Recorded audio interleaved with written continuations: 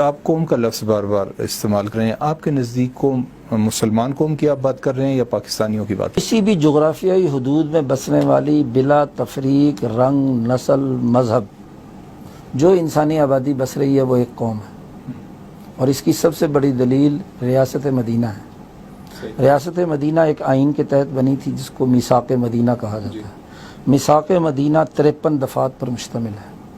ان دفعات میں سے دفعہ نمبر 24 یا 25 ہے جس میں نبی اکرم صلی اللہ علیہ وسلم نے یہودیوں کے بارے میں لکھا کہ عربی کے الفاظ ہیں انا یہود بنی عوف امتم مع المؤمنین، بنی عوف کے یہودی مسلمانوں کے ساتھ مل کر ایک امت ہیں، ایک قوم ہے۔ حضرت نوح علیہ السلام نے اپنی کافر قوم سے کہا تھا یا قومی، ہے میری قوم، تو وہ قوم عقیدے کی تھی یا نسل کی تھی؟ نسل کی تھی۔ جی۔ حضرت ہود علیہ السلام نے کہا اے میری قوم، جی۔